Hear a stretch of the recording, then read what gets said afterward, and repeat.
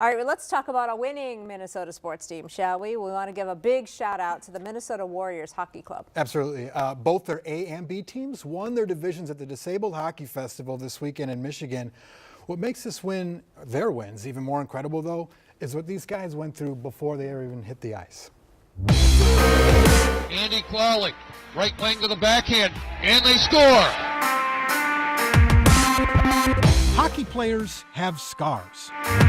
I guarantee this team has more. One of our players came in and he scored, and he did make the goalie of their team and made his leg fall off, which is like they had to do an equipment timeout so they could go and reattach his leg. It was something that, you know, doesn't happen in a typical hockey game. Retired Navy SEAL Chris Lumburst and former Army Sergeant Stephen Major are members of the Minnesota Warriors Hockey Club, a team that only accepts service-disabled military veterans. We've got guys that have been blown up. We actually have one amputee on our team.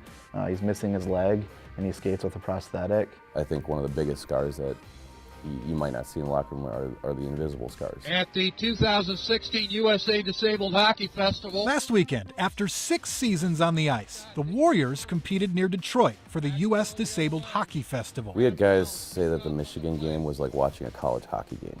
That's how fast it was. Minnesota in transition. The team took Score was 7-2. 13-1. straight Third game was 15-1. games It was 6-2. to win a national championship. This is hockey country out here, and so it felt good to represent the state. But that was the A squad. The Minnesota Warriors B squad also played for a national championship. They were all a little bit closer than ours. It just came down to that last 14 seconds. 9.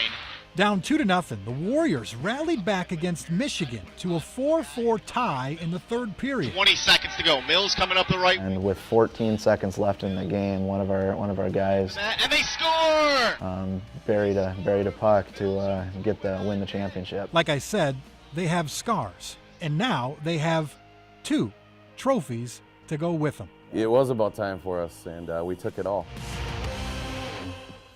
You know, they put so much effort into these seasons. Most of it's exhibition games, but they finally got to compete at that level, and they just dominated over there, which is so cool.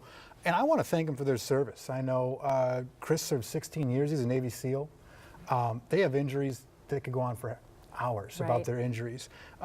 Stephen served 8 years in the Army, and I'm really happy for him. I'm really proud of him for bringing those trophies home.